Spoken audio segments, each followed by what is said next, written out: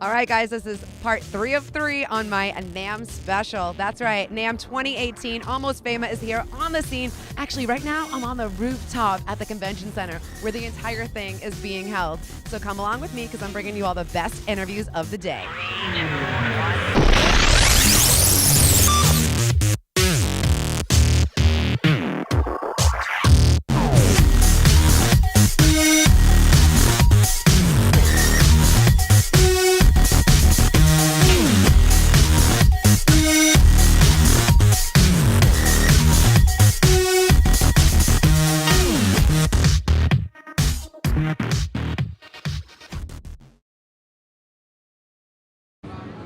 Hey everybody, I am here with the amazing Courtney Cox. What's going on? Just surviving NAMM. Oh, it's always a survival, right? I know. Yeah, a lot of coffee. Lots of coffee. Actually, you know what? We spoke to Dave Ellison, and he makes coffee. Go get some. I have his coffee over there. There you go. It's so strong, He gave me a big cup. Yeah. It's so good. It's so good. Thanks, Dave.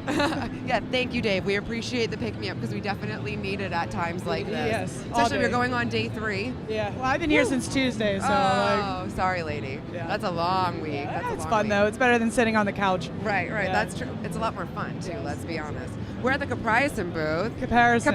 I said that's so funny because we were just making fun of this, so I just messed myself up from doing. No, the best one we get is a Capri Sun. I'm like, what? The drink? No. So people bring the pouches by as a joke. Like, here you go. You're like, I'll take it though, right? Yeah. I'll have that. Always take it. Always take me back to 1998. We have Miss Courtney Cox right here. Yes. Tell us a little bit about these guitars and why you chose to be with them. I mean, great. All handmade in Japan, and you can't really touch Japanese quality. Like, it's the best. They do their own pickups, do everything. I mean. Wait, you gotta grab yours. Okay. Run and grab. Here, go run. She's gonna run and grab hers because we need to see it. It's not the green machine though. It's not the green machine. It's not the green machine because I didn't want everyone touching it. Like last year, because you brought it last year. Yeah, I brought it last year for like 5 minutes, and then you start seeing the fingerprints and. Yeah, it's the Horus M3. I swear by it. It's so awesome, dude. I love your guitars. And then actually in February I have a pink one coming out that no one knows about until now. So there you go. Yes, I love Heard that. here, pink one. I love that. And then they're doing my full-blown signature a couple months after that. So let's talk about that. Go ahead, go put that back down so you don't have to do that. 5-second break from Courtney Cox while she puts down her guitar. Or the replica. The replica.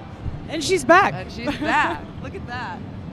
So, you've been with them, and now they're going to make your own signature guitar. Yes. Walk me through that process. What's that like? And first of all, hello, Pinshu, right? You got your own signature I know. guitar. It's about time. I put my dues in, so it's finally, I'm being rewarded. Actually, that's what's great about NAMM because they have all the models, like the newer horses that came out as new pickups and stuff. So basically, I get to sit here all day and go through every guitar and tell our luthier Ataru who's running around right out of Japan, like, I want this, I don't want this, I don't like that, I want this color. And boom, he has my prototype already done just by being at NAMM. So it's good. So cool. Yeah. I can't wait to see what that looks like. It's going to be amazing. It's funny. So it'll be in stores near you. So make sure you go pick one up. I'm sure it'll be on our website too. Yeah. It'll be everywhere. You'll see it on Instagram, CC Shred. CC Shred. CC Shred. It's a little cartoon. Yeah. No, I changed it. I changed it okay. finally. The cat? I wish. I should. Actually, this whole NAMM, everyone keeps coming up, like, not asking about my playing. They're like, how are your cats? I'm like, how do you know about my, Instagram. Okay. It's like, no longer about guitars, it's about my cats. Yeah. I love it. So, playing with the Iron Maidens, Star Breakers, Femme what's Fatale, going on? I know you're doing everything. I know, and my own stuff on the side, so it's like. Excellent. We talked last year about you starting all of that, so that's exciting. Yeah, now I'm on drums now, so it's stressful. It's just me and the cats in the studio just doing the beats. She has them pushing the buttons. Yeah, like the keyboard cat. You're like, all right, you press that one. Double bass, cheese, double bass. But yeah, it's coming together. It's just, I'm rarely home now, so it's just like, just gotta keep trucking. Now I know that you're clearly established as a guitar player, but tell the young girls right now that are obviously looking up to you.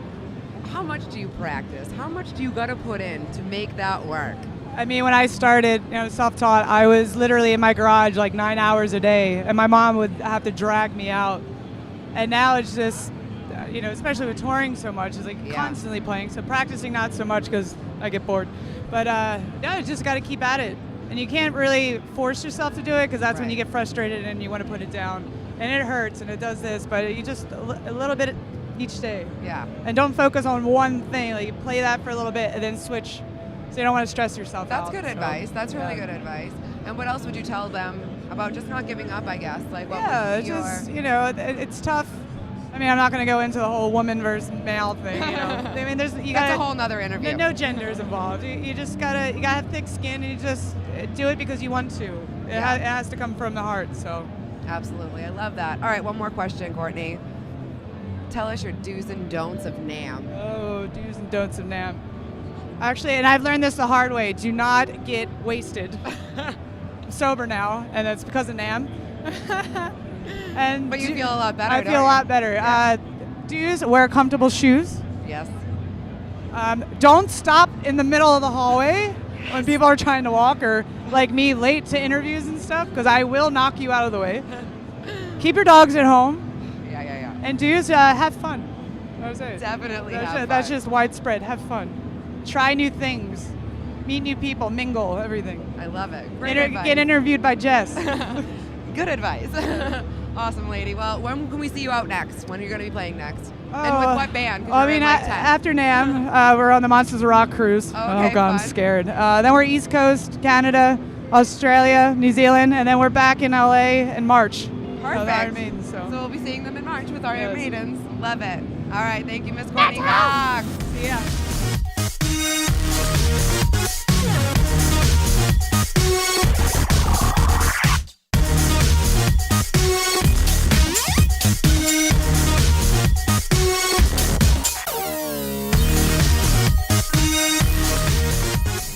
Hey, everybody. I am here with Monty Pittman. You are a touring, a studio, amazing guitar player. Hi, thanks. What's going on? How's your NAMM? It's good. I'm here at Kemper Profiling Amps, and I'm performing demos at the top of every hour, all weekend. Yeah, I'm a little delirious right now. You're playing like little tidbits of songs and whatnot. Yeah. How are you just coming up with those? Because I know you don't want to play the same one over and over again. Well, for when I'm doing my official demos, I'm doing those kind of how I do my solo shows. Okay. And how I do that is I play and I use the Kemper, I play guitar and sing, and I use the drums and bass from my albums, and I play it. This is my band. Awesome. I play it off my iPod. Awesome. I did that at a party, and then some people are like, "Man, you should do a show like that." So then I did a little show like that, and they're like, "Oh, you should like keep doing shows like that." So it's a good way for me to just be able to fly and do a show if you don't have the luxury of having a band with you. Right, it's perfect. So what I'm doing here is like I'll do a minute, like I'll do a riff, then I'll do a solo, and kind of trying to go through some different sounds. What's kind of cool about it though is that you get to kind of practice new sounds, right? Like you kind of like it's like, oh, I can just play around and mess around with all this stuff that maybe you don't have the time to do. Yeah, true. You do that, and then you kind of come back to what works. Right.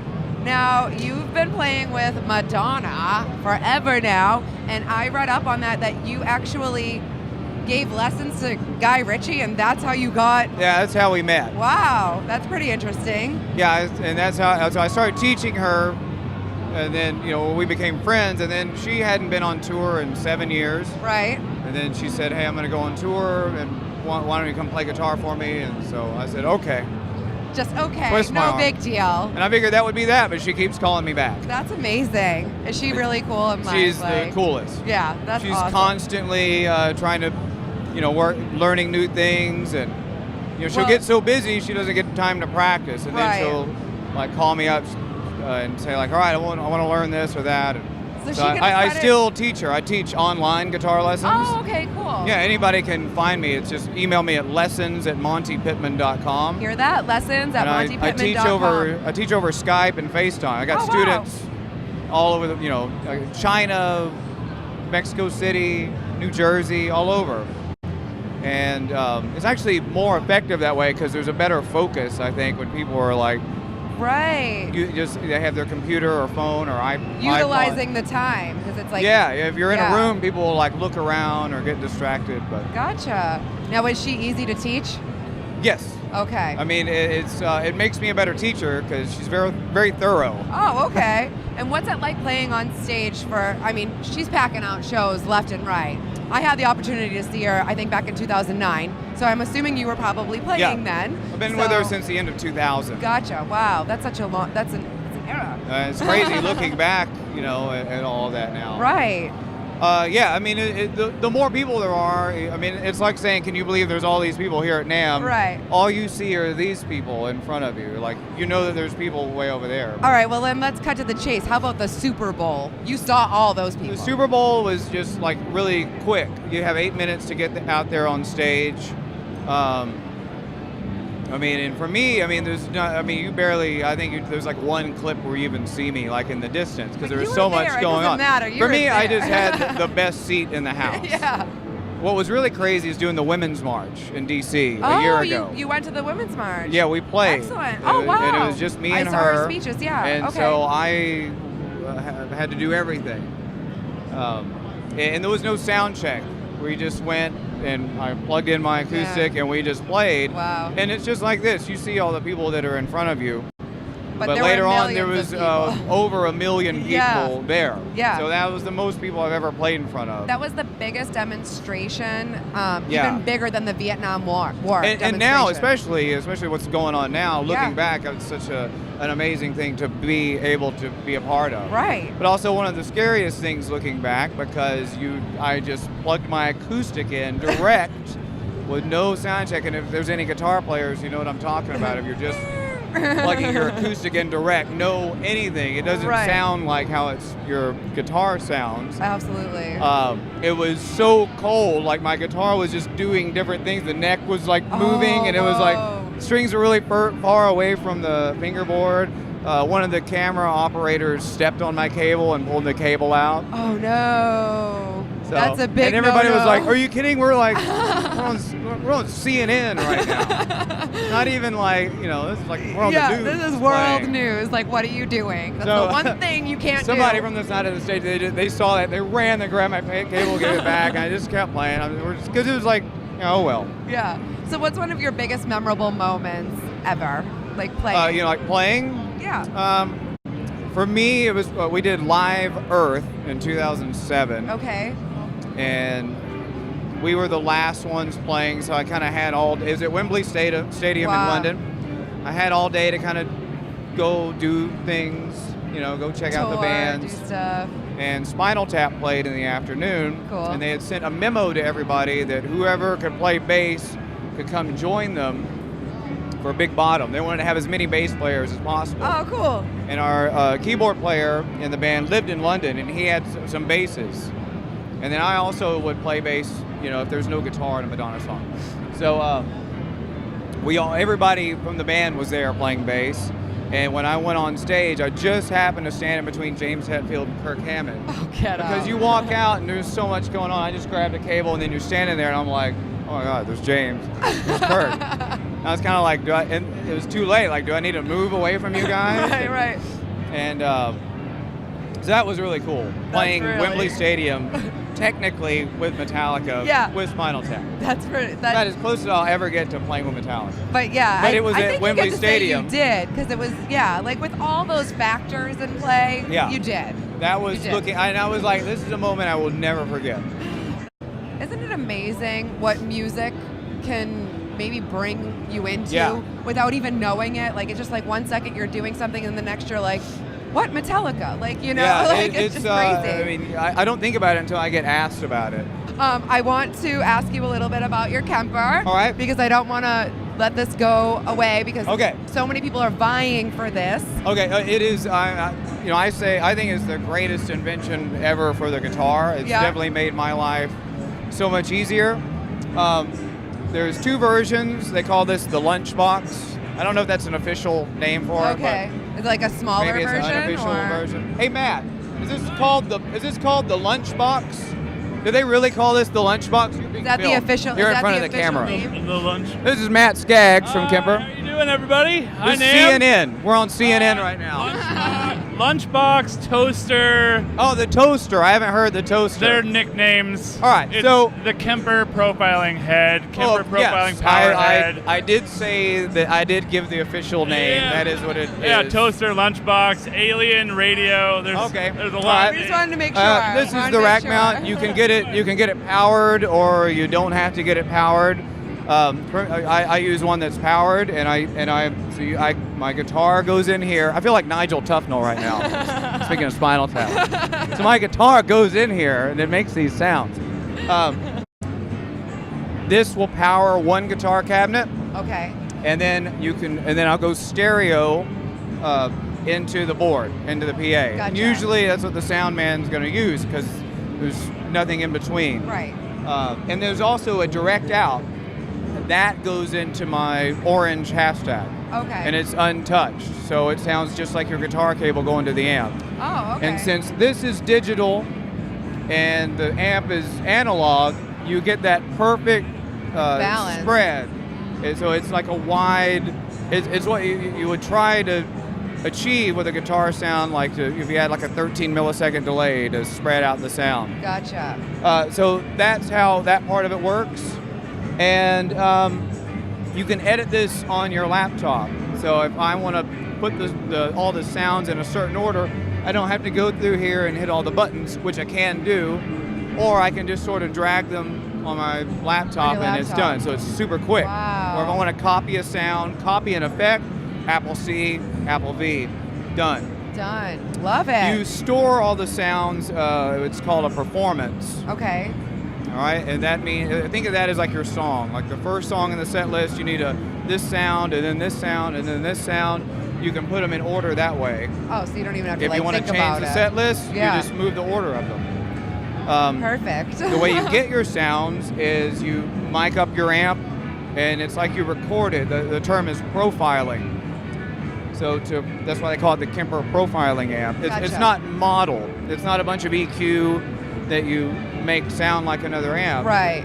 Like my main distortion is I use my orange 8030 in the studio recording my album, and just you take the cable from the board and you put it into the back of the Kemper. Okay. You go to the profiler and you hit a button, and it sends like white noise and signals and pulses for about 45 seconds. It sounds like a spaceship. That easy. It's like a turn. Yeah, it sounds like a spaceship going off. And then 45 seconds later, you listen. You can A/B it, and you have the same sound. Now for the foot switch, you have 4 different options of effects that you can put together. So I may on one song I may want like an overdrive, and then I have a chorus. And then I want delay and chorus together. Well, then I can put both of those on all the one button. Gotcha. Then I go to the next song or the next sound, and it's something completely different. That's so For cool. me, like for Madonna stuff, you've got somebody who's got a 37-year career, or 38-year career. So you have guitar players, producers, sounds from so many all generations. over. Yeah. So if it's like we're doing like a Virgin, you know, I can get that same sound, or you just think that same way, like Ray of Light, you know, really quick, or the new stuff, anything. I want to ask you, what's your favorite Madonna song?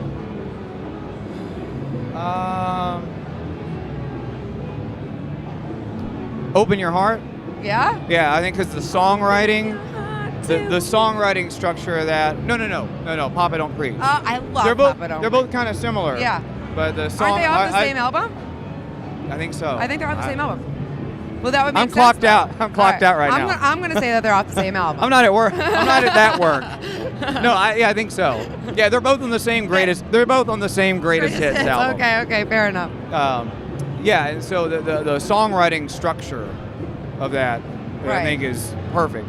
Like it's as perfect as a song can get. The last thing is I use this on 2 of my albums now. I use it on my next album too. I got 2 albums of Metal Blade Records and 2 albums that I did before I got signed, and I'm working on my 3rd Metal Blade Records album now. That's so cool. So go to Metal Blade, check out all the Monty Pittman albums, or Spotify, iTunes, you have your wherever own website, right? Yeah, MontyPittman.com. MontyPittman.com. That's what I thought. Yeah. So we can find everything Yeah, I there. teach lessons and I'm playing shows. What else? That's Skype it. lessons. Go see him. Hopefully I'll do a jam night with Jordan again. All right, you All guys, right. check out MontyPittman.com. Make sure you go and ask if you want to get some cool guitar lessons from the same person who taught Madonna and Guy Ritchie. Hello. And I mean, I taught other people too. Well, yeah, Oh. I know. I'm just saying those are Oh, pretty okay, big yeah. names. And Tuesdays at Ultimate Jam Night. If you're in LA, sometimes Monty makes Yeah, I some do some guest jam appearances. nights. I'll be playing shows again the next few months. Perfect. Well, we'll check it out. All right, you guys, Monty Pittman, go check him out, MontyPittman.com. All right, thanks.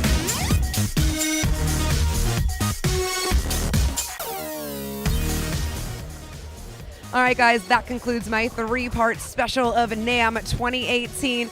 I'm Jess Fama. Almost Fama was here on the scene at the National Association of Music Merchants 2018. I had a blast. I hope you did too. Make sure that you follow me on Instagram, on Facebook, and most importantly, on YouTube to catch all of the newest episodes because I'm still bringing you more. Till next time, bye.